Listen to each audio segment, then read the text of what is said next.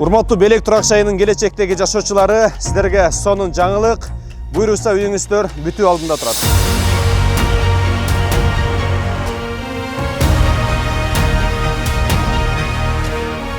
Ачыгын айтканда, мындай материалдарды биз биринчи жолу көрөт. Бул эчтеке болбойт. Нол жеринде эле бир эле замок кармачы да эшиктичи. Жомарт айткандай ал артта калды уже. Бул кадимки эле жанагы таш экен да, таш. Эшикти жабып койсоң ачылып кете берчү эле го. Ошону көрөлү да мисалы. Өчүрүп коюп кетем, ал убакта төлөбөйм акча, ошондойбу? Ошондой. Ваннаны, туалетти алып келет, установка кылат, жашай берет. Жашай берет. Технология деп койсок. Мынакей урматтуу кардарлар, бүгүн 27 октябрь. Биз болсо Белек турак жайында жүрөбүз. Бул жакта курулуу иштери кандай жүрүп атат, сиздер менен чогуу көрөлүк. Азыр эми мынакей артымды карасаңыздар, бул жакта жаңы эле келип түштү радиаторлар. Бул үйлөрдү билесиздер, ремонту менен даяр кылып бүтүрүп беребиз. Азыр ичиндеги негизи жумуштар бүт бардыгы бүтүп калган. Радиаторларды койсок эле даяр. Ассаламу алейкум аке. Не кылып атасыз? Не жумуштар болуп атат бул жерде? Азыр высоковольтный токто өткөрүп атабыз. Не кылып атамыз? Высоковольтный токто өткөрүп атабыз. Домдорго. Канча убакта примерно бүтүп калат? 2-3 күндө бүтөбүз уже. 2-3 күндө. Сиз в общем получается ушул токтор менен, Электрик. электрик. Высоковольтный. Все, рахмат байке. Ишиңизге келик. Мындайча айтканда, бүгүн достор, бизде мындай живой интервью болот да, мында монтаждап, жасап, жанагындай жок. Как она есть көргөзүп беребиз. Биз менен чогуу болуңуздар. Мынайка өзүңүздөр көргөндөй эле бул жакта жумуш аябай кызуу жүрүп атат. Эми биз буга чейин айтпадыкпы, жасабайбыз, монтаж кылбайбыз, жумуш кандай болуп аткан болсо, дал ошондой кылып сиздерге түзмө-түз көргөзүп беребиз депчи. Азыр бул жактардын бүт карасаңыздар, мисалы крандар иштеп атат, рабочийлер иштеп атат. То есть могул казылган материалдар түшүп турат бүт бардыгы. Азыр эми чымчык сойса дагы касапчы сойсун дейт го. Дал ушул жердеги курулуштун жетекчиси, мындайча айтканда прораб Кубан байке менен дагы маек кылабыз келип. Ассаламу алейкум, Кубан байке. Жакшысызбы, тынчсызбы? Жакшы. Азыр эми биз баягы көпчүлүк нерселерге сизден мындай жооп алалык деп атабыз да. Мисалы, мына артыбызда көргөн үйлөрдүн сырты эмнеден болгон, анан айнектери кандай айнектер, канча камералуу айнектер, бул жактан канализациялары кандай кирип бүттүбү же эми киргизебизби, могул казылып турган жерлер нелер, в общем, ушун жооп берсеңиз ушуларга. Эми мына мен биринчи суроодон баштайын. Жерде багы фасад деп коет. Фасад мына алдыда турган 3 блогубуз жидкий камень деп коет. Жидкий камень менен жумуш Жасалды. Жасалып бүттү. Балконунан бери, периласынан бери коюлуп, айнеги да коюлду. Бул алюминий, 55 сериядагы алюминий эмелер, профиль менен жасалган айнектер, бул иштер да бүттү. Ичинде багы жасалгыла деп коет. Отделочный жумуштар деле мындайча айтканда аяктап деле калды. Ичинде эмелер ламинаттарын салып атабыз. Канча процентке бүттү деп айтсак болот? Эми бул жерде бир 80-90%. 80-90% жумуштары бүтүп калды. 80-90 десек болот. Эми багы сууну киргизип, ичинде жанагы өзүбүздүн жанакы астыдагы жанакы водомерный, щитовой дегенде жумуштарыбыз бар, подвалда жумуштарыбыз бар. Ал да жүрүп атат. Жөн турган жок, алардын баары жүрүп атат. Андан кийинки алды бияк жагына кетсек, булар болсо жидкий камень менен эметилген фасадта. Азыр могул 3 блок, алдыбызда турган 1-чи, 2-чи, 3-чү блоктор жидкий камень болду, да? Жок, бул эме гибкий камень. Гибкий камень. Анан артындагы 5-чи, 6-чы, 7-чи, 8-чи блоктор жидкий камень менен. Булар жидкий камень деп айтылат. Качествасы жакшы фасадтар болот да, мындайча айтканда. То есть бул азыр мындай клиенттерден мындай суроо болуп атат да. Могу ачыгын айтканда мындай материалдарды биз биринчи жолу көрүп атабыз. Анан бул эртең мисалы жамгыр жайт мындай чаба жаап, ошондой болгондо туруштугу кандай? Эзилип кетпейби? Жок, бул практикада өткөн материал деп бизге ошондой эметилген. Бул эчтеке болбойт. Жидкий камень. Баягы керамогранит эле. Качествосы аябай жакшы салды, мындайча айтканда. Жууланган, баардыгы жакшы. Азыр бул жакта 8 блок болсо, 8 блоктун бүт баарынын ички ремонттору почти 80-90% бүткөн. Бүт бардык блоктор, Эми 6 блок. 6 блокту баягы 80-90% десек болот. Ар жактагы 2 блогубуз баягы мындайча айтканда алар деле бир 70-тин, 60-тын тегерегинде бүтүп калып атат. Бүтүп калды. Бүтүп калды десек болот. жумуш жүрүп атат. Эмесичи, мына суу маселелери кандай болгон? Канализация суу келип кошулдубу же ошондой элекпи?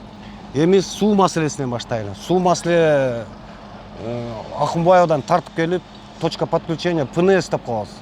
Повышенный насосный станция. Ошого киргизилди. Кошулду уже. Кудайым буйрса, ар бир блокко киргизилди. Суу маселеси ар бир блокко киргизилди, суу.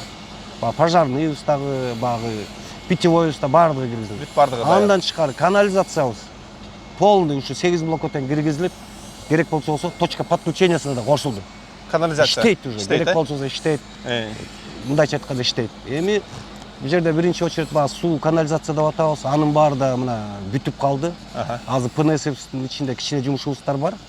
Аны бүтүрсөк, мындайча айтканда суу маселеси деле даяр, канализациясы деле даяр. Анан мына электричество боюнча биз дагы десятка устап келип, өзүбүздүн трансформаторубузга киргизип алып келип кошконбуз. Баары даяр, мындайча айтканда. Өзүбүздүн 2 трансформаторубуз миңдиктерден коюлган.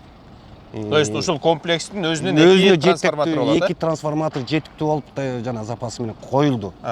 Эми мына короо ичинде биз баягы ар бир блокко киргизип, азыр иштер жүрүп атат. Могул казылып турган жерлер, Кабелдер салынып. Ушулардын астынан кабелдер кетет. Кабелдер ар бир блокко өзүнүн кабелдери келет, баягы назначениясы менен. Назначениясы менен. Мына азыр бул иш жүрүп атат. Бир 10 чакты күнүн ичинде бул уже ар бир блоктун өзүнүн эмеси кирет. Толугу менен бүтөт. Толугу менен ар бир блоктун эмеси кирет. То есть Кубанбай аке, мындай да азыр могул клиенттерге мынтип айтайын да. Эртең буйруса биз ключун бергенде клиенттер ключун алып, Кудай буйруса үйүнүн ичине киргенде эч кандай проблема болбойт. Свет десе свет, суу десе суу, канализация десе канализация, то есть кирип полноценно жашоону жашап уланта берет, Мына эми котелду да коюп койдук, индивидуальный котелду да коюп койдук мына. Тетиги чыгып тургандар ошол, Каждый квартиранын өзүнүкү болот. Котелдор ар бир квартиранын өзүнүн индивидуальный котельниси болот. Эми котелу бар да, баягы газовый котел. Газовый котел. Ал деле коюлуп атат. Азыр эле келсек, могул жакта батарейкалар түшүп атыптыр, жанагы радиаторлор түшүп атыптыр да. Радиаторлор түшүрүп атат, ал да коюлуп атат, Кудайым буйрса. То есть бул мисалы каждый квартиранын өзүнүкү котел деп атпайсызбы? Индивидуальный. Ошону биз мисалы клиенттерге мынтип жеткиребиз да. Ал жакшы. Потому что өзүң температураны кааласаң көбөйтүп, кааласаң азайтсаң болот. Кааласаң өчүрүп, кааласаң жандырсаң болот. То есть кошунага башка бирөөгө көз карандысыз болосуң, Ар биринки өзүнчө. Мисалы мындай дейин, мен жалпак тил менен. Мисалы мен бул жакта бир комнат квартирам бар дейин. Мен январдын 15-нен 30-на чейин айлыга кетип атам. Өчүрүп коюп кетем, ал убакта төлөбөйм акча. Ошондойбу? Ошондой, туура айтасың, туура. Жакшы. Баягы иштелген төлөйт. То есть иштелген төлөйт. Ал жерде эми саналып турат да, канча жакса счетчик менен. Счетчик менен ошо боюнча төлөнөт. Эме кылсакчы, Кубанбай аке, эгерде хорошо десеңиз, биз азыр бир квартиранын ичине кирип, ичкерки ремонтторун көрсөк кандай дейсиз? Жакшы болот, көрсөңөр болот. Ошентип. Бир 2 квартираны көрсөңөр болот. То есть бир комнат, 2 комнат, 3 комнат кылып көрүп чыгалы. Биз менен эле кирсеңиз жакшы болмок, потому что айтып бересиз да, материалдарда. Жүргүндайна баралы. Жүрүңүз. Нол чаккадагылар, краскалар, булар эмне? Краскабы? Бул неменики? Фасадтын краскалары. Фасадтын краскасы. Фасадтын краскасы. Да, эмеде бул аябай упакованный номер менен, бүт өзүнүн немеси менен келет да. Гарантиялар менен, Гарантиялар менен дейм. Эми бул көп өлкөдө жалган эме бул. То есть практикадан мындайча айтканда электен өтүп бүткөн да. Чак өткөн. Бишкекте эле жасалган, бирок бул биздин фирма эмес, башка фирма менен жасалган. Собсон бойдон турат. Собсон ошол эле бойдон, бир өңгө өчпөйт. Мында өңгө өчпөйт да. Мунуку жанагы жидкий травертинден не айырмасы бар? Бул наоборот лучшийракпы, жакшыракпы? Жакшы, бул жидкий травертин эми биздин Жомарт айткандай ал артта калды уже, биз колдонбойбуз. Артта калды ал уже. Аны колдонбой калдык да, биз жаңыга өтүшүбүз керек деп мына ошого. Негизи бизде договордо деле жазылган да. Баягы үйдүн сырткы жасалгосу, анан подъездин жасалголору заманга жараша өзгөрөт депчи. Өзгөрүп атат мына. Кайсы этаждан көрөбүз? Экинчи этажга чыкпайлы. Азыр мындай кылайын, мен бала бир айтып коеюн, урматтуу клиенттер. Азыр могул жерде мисалы биз киргенде эле бул жакта мынакей подъездин жумуштары, обшивкалары болуп, мооларды эмне мрамордуу таштар деп коебузбу? Таш деп койсок болот. Толщинасы 1 см, 1,5 см экен жасалып атыптыр. 1,5. 16 деп коет. Бул жакта 2 лифт бар, каждый блокто 2ден лифт. Бирөөсү грузовой, бирөөсү бул жакта пассажирский лифттер болот. Анан мынакей полдорго дагы 1,5 см толщинадагы мраморный таштар коюлуптур. Азыр эми экинчи этаждан көрөлүк, Мейли. Жүрүңүз. Экиге баралы. Мына подъездде жазалып атат. Мына подъезд не деп койсок болот муну? Бул деле жидкий эме да? Жидкий камень. Жидкий камень да, бул делечи. Жидкий камень. Карачы. Бул такыр кетпейт. Такыр кетпейт. Бул Анткени бекем каттуу. катуу. Онда бир нерсе менен кырып көрсөк деле кырып деле көрсөңөр болот. Болот, а? Катуу эми көрүнүп атпайбы? Ооба. Таш түрүнө кадимки. Эгерде эме болгондо, травертин же болсо жанакындай текстура болгондо ал чийилип калмак. Ал чийилип калмак. Жумшагыраак. Бул катуу. Азыр могул мисалы жанагы таш деле майдалап жабыштырып койгон вариант экен да. Азыр примерно көрөлүк да. Көрүнүп атабы камерадан, а? Мынакей достор, бул кадимки эле жанагы таш экен да, таш. Жанагы Кубанбайке айтмакчы, эгерде бул жидкий травертин болгондо, могу менен мисалы сызганда, могунун изи кирип кетмек да азыр бул жакта. Ошол боюнча. Так, Кубанбайке квартиранын ичине кирелик. Бисмилла келиңиз. Бисмилла. Тыныштайлы. Бисмилла деп киргенде эле бул жакта эми көз кубанат, көз сүйүнөт. Потолоктору натяжной экен, а? Ооба, натяжной тартылган. Натяжной Эми потолок. плинтус коюлу элек, мындай айтканда. Ооба, плинтустар коюлу элек. Бул дагы өзүнүн көркүнө келет дагы. Башкача болуп. Натяжной эми толук тартылып элек. Мына кухня. Кухняда кичине жумуштар калды. Кухнясы. Урматтуу кардарлар, биз айтабыз го жана ремонту менен кылып беребиз. Ремонту менен кылган учурда кухонный фартук коюп беребиз кафель менен депчи. Мынакей дал ошол. Кафель азыр бул жакта чапталган, даяр. Астына үстүнө кухонный гарнитура коесуз, сиздин кухняңыз даяр. Бул жака вот натяжной потолок уже даярдалып атыптыр. Ушунун потологу калыптыр. Полдору бар экен, Кубанбайке. Полдору ламинат экен, даяр экен. Даяр мына котел коюлуп турат. Мынакей котелный. Котел даяр. Жанагы каждый квартиранын өзүндө болот, индивидуальный болот дегендер ушул котелный болот тургандар. Буну өзүңүз температураны көбөйтүп, өзүңүз азайтып, 10 күн 15 күнгө бир жака кетсеңиз, өчүрүп коюп кетсеңиз болот, ал убакта акча төлөйсүз. Мына бул заманбап эшиктеги азыркы заманбап эшиктерибиздин обналичкалары, Кубанбайкем айтып кеткендей, обналичкалар ушундай жабылат. Жабылат, кесилип эметтегенде. То есть азыр жабылат. Бул заманбап түрүндөгү эшик эмеси да, ушу обналичкалары мына. Бул өзү эле кирет. Буга эч кандай мык, мыксык кереги жок. Курулуу материалындагы карап кеткендегидей мык урчу элек. Ар бир эмеле обналичкаларга. Азыр бул урулбайт. Өзү эле өзүн карабайт. Мынакей ичинде турбайбы? Ошол жака кирет экен да. Ушундай фаскага кирет дагы эле мындай титетип басылып калат. Бул өзү атайын готовый. Ичинен сырттан ошондой. Эшиктин качествосу жакшы, мына көрдүңөр. Бул материал аябай жакшы материал. Мына. Мен билишимче Кубанбайке эшиктер мындай селный анан не селный деп бөлүнөт да баягы. Бул ошондо бир эле жасалган кемде, кураштырылган эмес, а? Сельный куюлган, сельный деп коет. Селный деп коет. Мына мындай жакыныраак алып келсеңер деле бул эшиктин качествосу аябай мыкты. Мыкты деңгээлде жасалган. Бул заводдо, мунун баары заводдо оюлуп келген. Мунун баары теңчи. Завод. Аз мону эң чоң проблема бизде баягы эшикти жабып койсоң мындай ачылып кете берчү эле го. Ошону көрөлү да мисалы. Эмесиндагы дагы салмагы дагы өзүнө ушундай расчеттен экен. Мынакей караңыздар. Мисалы могу жерге койсок ушул жерде турат. Могу жерге койсок ушул жерде турат. Жакшы, сон. Бул жактан эмени көрсөк болот экен, а? Балкондун периласын көрсөк болот экен. Болот мына. Мына бияктагы. Негизи жанагы балконго чейин бул жактагы айнектери, эшиктери качественный пластик менен коюлуп берет бүт баары. Жүрүңүздөр, балконго чыгасыз. Мына келиңер. Азыр биз экинчи этажда турабыз. Экинчи этажда турабыз. Балкондун дагы полдору кафелделип жасалган. Бул жакта перила бүт баарды коюлган. Эми качествосы сон сөз жок. Эми бияк жабылат ошо. Бул жерде багет кетет да. Могу жак ачып калат, а? Багет менен жабылып кетет, бүттү, ошо менен бул жерде эчтеке көрбөйт. Бул сыртындагы базалиттин немеси канча? Калыңдыгы? 10 сантиметр. 10 сантиметр. 10 сантиметр. Негизи 7тен өйдө кетет, а биздики 10. То есть 8 блоктун бүт баардыгы сырты 10 сантиметр базалит менен жууланган, По проекту бүт По проекту. Сон. Так, кийинки комнаталар. Залга кирип көрөйлү. Мына Зал. мына залы. Зал дагы 3 бөлмөлүү үйүбүздүн залы. Мына ошо могу эшиктерибиз келсе, биякта өзү. Бул залдын эшигинин размери чоң экен, а? Бул сторчтей. Бул сторчтей эшик болот бул жерде. Ошондо, мына Нол жерде эмне? Мына интернет кабелдер да келген ба? Интернет кабелде келген, розетка, ошолордун баары ушул жерде. То есть ТВ зона болсо, интернет кабель бүт бардыгы уже даяр экен да. То есть включателдерин коёт болду. Все болду. Жакшы. Сон.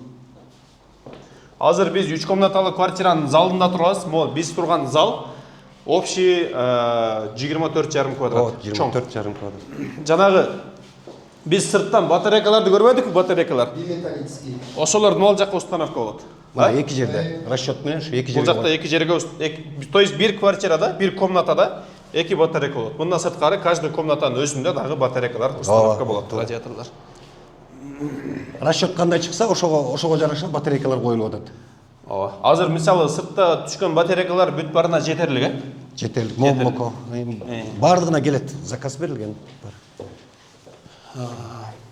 Подъездерди көрсөк болот экен. Мына подъездде Подъездин жасалгосу дагы туугандар, могу стенасы бул жактагы деле ошол жидкий камень экен. Бул деле качествосы жанагы таш сыяктуу эч нерсе болбойт. А? ооба, мына түп-түз жакшы салган. Ошол эле жидкий камень. Мына өзү эле көрүнүп тургай. Таш. Потолоктор дагы бүтүптүр. Потолоктор дагы бүтүптүр. Уже жарык, сонун. То есть мен азыр бул жакта көрүп атам, негизи бир площадкада 8 квартира болсо, 8 квартиранын тең бүт бардыгынын эшиктери коюлган. Бүт бардыгынын ремонттору бүткөн. То есть азыр биз квартирага кирип чыкканда эле натыждон потолок, полдору ламинат, бүт бардыгы даяр. То есть в общем 8 блоктун 6 блогу примерно 85% ремонт иштери бүтүптүр достор. 6 блок. 6 блоктук. 6 блок. Нол эшиктер боюнча дагы бир нол негизи бронированный эшиктер дагы аябай маанилүү да.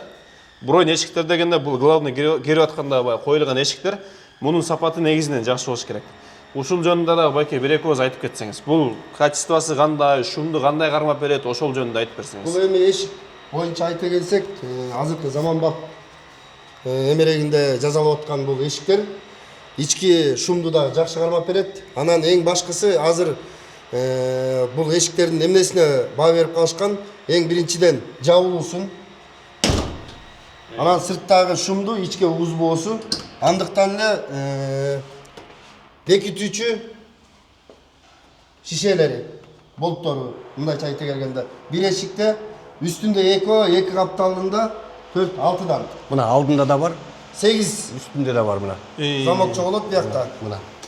Негизи Бул аракети аябай жакшы. Шарнирлери 2ден эмес, азыр кээ бир эшиктер бар. Ушундай эле брон эшик деп айтылып кетет. Бирок кармоочу эшикти каалганы кармоочусу 2ден кээ бирөөндө. А мында 3. 3дөн болот. бул негизи баягы эшик канчалык калың болсо, жакшы болсо оор болот да, ошого жараша 3 коюлган экен да. Негизи биз билгенден илгертен нол жеринде эле бир эле замок кармачу да эшиктичи. Азыр мунуку 1, 2, 3, үстүндө 4, 2ден да. астында 5. 2. Ошондо 2, 4, 6, 8 да. 8. Ошондо мындайча айтканда сиздин замогуңузду 8 кулпуча менен култайт экенсиз дагы. Эми ошону ачышты элестете бериңиз да. Азыр биз 2-нчи этаждан 3-нчү этажга чыгып баратабыз.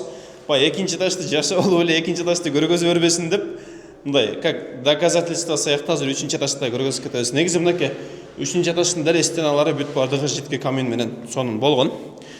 Бул бизде негизи бул жер лестница болсо, бул жакта перилалар коюлуп жакында. Анан бул жакта мисалы коридорго кирип кетебиз.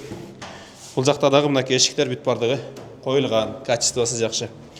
То есть лестницадан чтобы коридорго кириш үчүн лифт жакка могул жерде бир эшик бар экен, пластик. Анан бул жакта экинчи эшик бар экен, туугандар, кеттик. Бул эшик 2 эшик эмнеге коюлду? Мында себебин айтып кетсек болот. Себеби бул подъездин эшиги. Анан албетте бул жерде эшик болуш керек.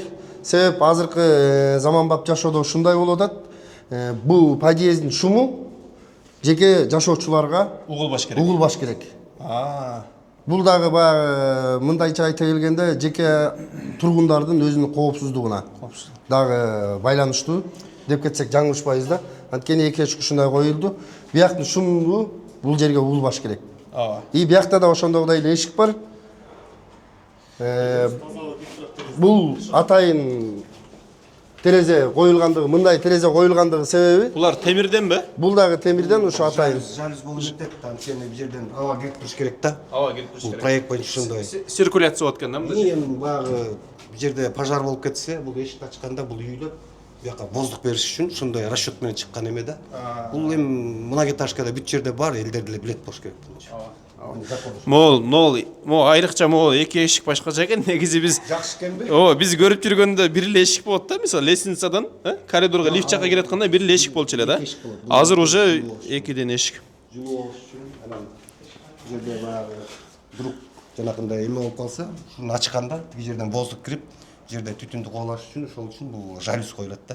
Бул проект ошондой бүт Мол эле. эмелер боюнча Хомайка дагы мол азыр биз көргөндөн бул жакта эки лифт местасы турат.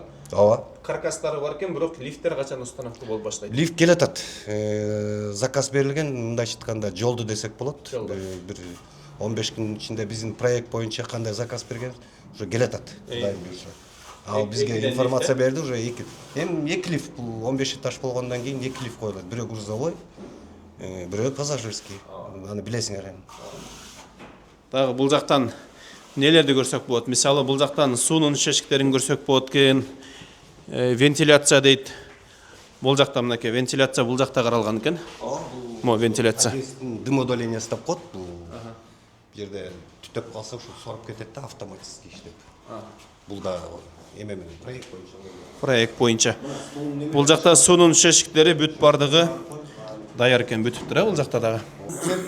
Азыр могулар 151-162 дегендер булар эмне уже иштегенби же эмне? Жок, бул деген азыр убактылуу коюлган. Ар бир квартираларга коюлган чөчүктөр. Эртең биз ключун бергенде булардын бүт бардыгы 0 менен кетет. Жок, эми биз кандай көргөзсөк, ошондон баштап туруп биз регистрация кылып коебуз. Болду анан иштей берет. Андан эч эмеси жок. Биз өткөзүп атканда ошо счетчик кандай болсо, ошондой болуп өткөзүп беребиз тиги эмегелергечи. Жителдерге. Ооба. Ошол менен кабыл алат экен да. Ооба, ошо менен кабыл алат. Андан эч мындай эмеси жок, маселеси жок. Бул пожарный иштеп коебуз. Бул жерде атайын өрт коопсуздугуна байланыштуу өзүнүн атайын спец жасалган шлангилери болот, атайын пожарлык. Ошол өзү орнотулат бул жерде. Шлангиси тоголоп койгон, атайын дайындалган. Ал дагы пожарчы өрт өчүрүүчүлөрдүн Жумушун жеңилдетүү жок, жумушун жеңилдетүү үчүн анан алардын разрешениясы аркылуу келип коюлат бияка дагы. Ошол пожарный шланг ушул жерде коюлат. Бияка сапка деп коет, атайын бул өрт өчүрүүчүлөрдүн шайманы болот. Ошол шайман келип бияка буралат. Азыр бул ошого чейинкиси полный даярдыкта. Даяр болот. Бул азыр даяр эле деп общий айта келсек, даяр. Комплектация болот да. Комплектация болот ичиде. Ала жабык турайын, ачпай эле. Муну ачканда мына бул айнекчеден эле түртүлөт мындай. Бул айнекчеден түртүлөт да ключ алынат. Мына бул мындай эле. Өзүңөр байкап турсаңыздар, бул айнекчени мындай түрткөндө эле бери келет. Ключ дайыма ачында болот да. Ачылат, если вдруг биякта пожар боло турган болсо. Анан бул пожарный сигнализация дагы бар. Коридордо. Эми бул жерде Мон ичинде каралганбы? жок, бул сыртка коюлат. Эми коюлат, а? Тепловой деген болот. Анан дымовой деп коет. Экиден коюлат, анын баары тең бул жерде предусмотренный. Коопсуздуктар бүт бардыгы каралган. Ал коюлат да, мына проводдор турат, бар турат. Азыр эми мынакей биз mo биринчи блоктун кире беришинде мындайча айтканда подъездин өзүндө турабыз. Бул жакта подъездин үстү жабылып, ошолор боюнча бир өзүңүз айтып берсеңиз. Главный вход биягы. Бул жерде каркасы туруп дайын болуп турат азыр. Кудайым буйрса, жакын арада уже бунун үстү жабылат, козироктору кантиндегидей. Беттери керамограник болот, үстү жабылат. Бул жер ушундай ачык болот, үстү жабылып, атайын ливневкасы коюлуп. Ошого катар эле атайын азыр ар кайсы эле башка курулуштарда деле коюлуп жаткандагыдай, баягы орусча тил менен айта келгенде пандус деп айтылат. Кыргызча тил менен айта келсек, биздин өзүбүздүн жереки коляска. Мүмкүнчүлүгү чектелгендерге, балким кенедей балдар менен келип калган айымдарга ушундай коляска боло турчу, мунун эки жагына тең периласы болот атайын, колду кармай турган. Жана түшөөчү спусктагы кафелдер бул атайын каардан жана муздан тайбоочу керамогранниктер, ошондой эле резинкалык эмелер коюлат бул жерге. Ушу пандустун үстүнө. Чтоб адам чыкканда же түшкөндө тайып кетпеген. Тайып кетпеш үчүн, Могу пандустун эки чекеси, как обычно, тосулат. Тосулат, перила менен кандайкындай капталдарына урулуп тозулат. Ооба. Биз азыр мынакей туугандар, биринчи блоктун ичине кирдик. Биринчи этаж, экинчи этажын сиздерге көргөздүк. Ичинде жумуштар кандай жүрүп атат. Азыр эми экинчи блоктун дагы ичине киргизип, ал жактан дагы 1-2 квартираны көргөзүп берелик сиздерге. Жүрүңүздөр. Булар керамогранитпи или ташпы? Таш. Бул таш окшойт. Керамограниттен талчынасы калыңыраак экен да. Бул бүт бардык блоктордун биринчи этаждары ушундай жасалат, Ушундай жасалат. Негизи баягы договордо жазылганго барыңыздар билесиздер го. Үйдүн сырткы жасалгосу, же болбосо ичкерки подъездин жасалголору замандын талабына жараша өзгөрөт депчи. Бирок өзгөрөт дегенде жакшы жагына, лучший жагына өзгөрөт. Мисалы, биз бул үйлөрдү сатып атканда 2022-жылы сентябрларда сатканбыз. Ошол убакта айтканбыз да, биз пластиковый терезелерди, пластиковый эшиктерди коюп беребиз депчи. Азыр болсо пластик эмес, алюминий болуп өзгөрөт. Кеттик.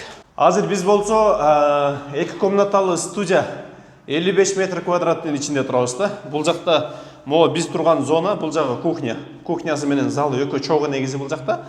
Азыр ушу биринчи блокто эмнени көрсөк, экинчи блокто дагы ошонун бүт баты бар экен. Байке өзүңүз мындай жеткиликтүү кылып айтып берип койсоңуз, азыр бул жакта эмнелери бүткөн? Эми бул жерде сөзүңүзгө каралжы, сиздин айтымыңызга караганда бул жерде эмнелер бүткөн бизге? Жеке кадарлардын кирүүсүнө ылайыктуу болгондон.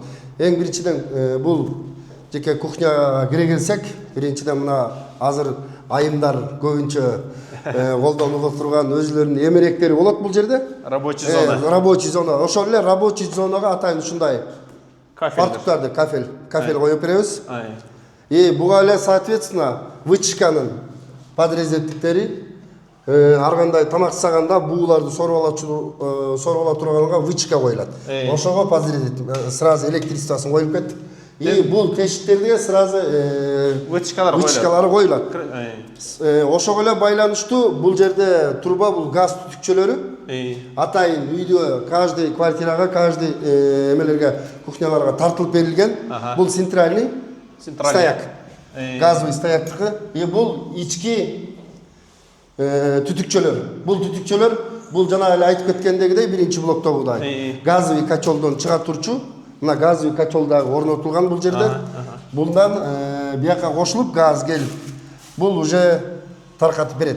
И ошол эле газ эме боюнча газ түтүкчөлөр же газдуу котел боюнча эле отопление, жылуулук.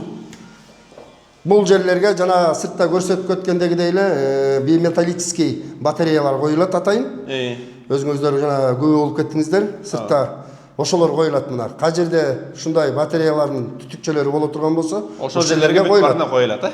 Ансыганда эле дагы ичинен эмнени айтып кетебиз? Жогоруда баамдап кеткенде ночной потолок. Ночной потолоктор бүтүптүр. Бүткөн. Бул жакта деле жанагы ар жакта көргөндөй эле ТВ зонада, розетка, интернет кабель бүт бар экен бул жакта деле.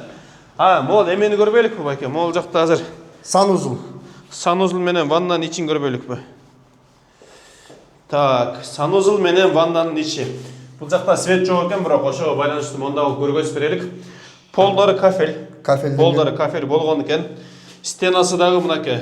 Полдун потологу чейин кафелдер жабыштырылган. Ночной потолоктор жасап беребиз. Ночной потолоктор жасап беребиз. Анан бул жакта мынакей слифттин турбалары чыккан даяр. Мына ар кайсы муздак суу, ысык суу. Муздак суу, ысык суу. Бул раковинага кетет, бул душтуку, унитаздыкы полный бар биякта. Полный. Эмне керектеле турган болсо, суунун баары ичинде, санузелде суунун баары коюлган, канализациянын выводы чыккан. То есть айтайын дегеним, ваннаны туалетте алып келет, установка кылат, жашай берет. Жашай берет. Сон. Вообще сон. Так, коридор. Могуларчы, могулар. Коридор болгондо азыр бул автомат. Мурун баягы мурунку эмелерде коюлчу эле коюлбачу эле билбейм, бирок кийинкилерде уже көп эле жерлерде коюлат бул автомат, электричество. Мисалы бул автомат каждый комнатанын канча комната бөлүмү боло турган болсо, ошолордун отдельно розеткаларына бул 220 жанагындай 220 волттук жанагындай ток бир нерсе сайыла турган, мисалы кандайдыр бир замкания боло турган болсо, бүт сыртка чыгып өчүрбөстөн эле уш жерден өзү кандай замкания болсо эле, бул өзү ушундай иштеп атканда мындай эле түшүп калат. Замкать этилип. То есть ошондо айтайын дегеним, Уш жерден спальныйды өчүрөм десе, спальныйды болду, уш жерден өчүрөсүз. Каждый комнатанын өзүнчө отдельный автоматы бар. Резетканыкы өзүнчө, освещенияныкы өзүнчө болот. Сон. Бул технология деп койсок да, мынча. Ошондой технология.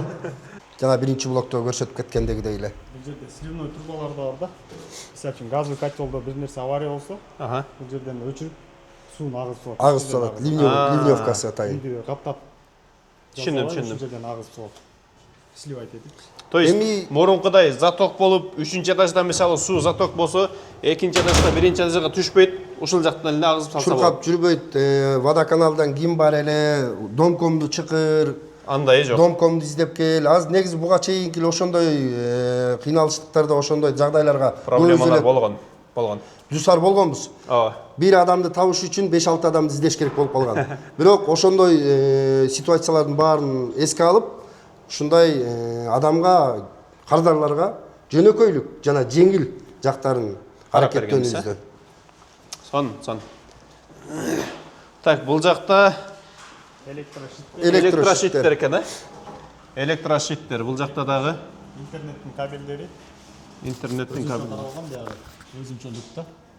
То есть мунун ичине азыр башпага турган болсок, интернет кабель, электричество, короче, бүт бардыгы ушунун ичинде бар. То есть бул жакта мисалы 8 квартира болсо, могу 8 квартиранын өзүнүкү бүт бардыгы. Жалпы жонунан электрошит деп айтылат, ушунун ичинде да. 8 квартиранын автоматтары. Биякта свет өчүп кала турган болсо дагы, могу аварийный освещение бар, коридорлор жарык болуп турат. То есть ушул комплексте өтсө же общий шаар боюнча өтсө делеби? Общий комплексте өтсө, Ушул комплексте бизде өтсө, бирок могул коридорлор күйүп турат. Коридорлор күйүп турат. Жакшы. Ар бир үйдүн, ар бир квартиранын өзүнчө автоматы бар биякта. Мына биякта азыр бир этажда 8 квартира боло турган болсо, 8 автомат турат, бул 8 жакта. автомат турат. Сон. Так, азыр балкондон чыгып бул жактан перилаларды бир сере көргөзүп коелук, жүрүңүздөр баке. Так. Бул азыр 55 квадрат метрдеги спальныйдын балконунда турабыз, Ушунда открытый сонун балкон. Булар бүт бардыгы бекем. Бекемделген атайын баягы. Тамаша иретинде айтып кетейин.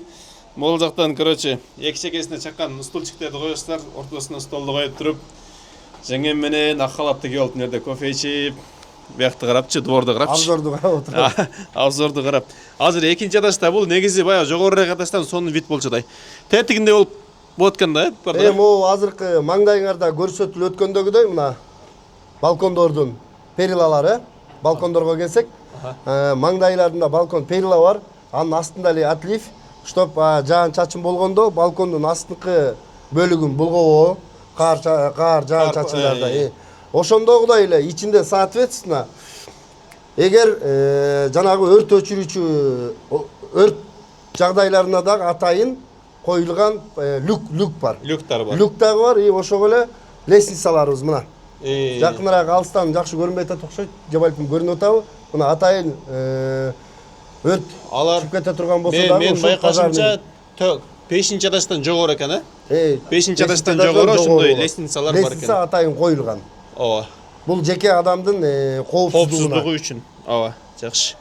Жакшы, аябай жакшы. Ошондогудай эле балкондо дагы кээ бир балкондордо, кээ бир курулуштарда билбейм, биз деле көп жүрөбүз, освещение көп байкабайбыз. Каралган эмес. Бул балкондордо обязательно каралган. Жана сиз тамаша түрүндө айтып кеткендегидей, баягы сыртка чыгып, чай ичип, же кандайдыр бир эс алуу эме учурунда караңгы болбостон жарыкчылыкты дагы караганбыз бияка. Жакшы. То есть эме да негизи мондай, урматтуу клиенттер, каждый комнатада мондай включатель розеткалары менен бүт бардыгы каралган.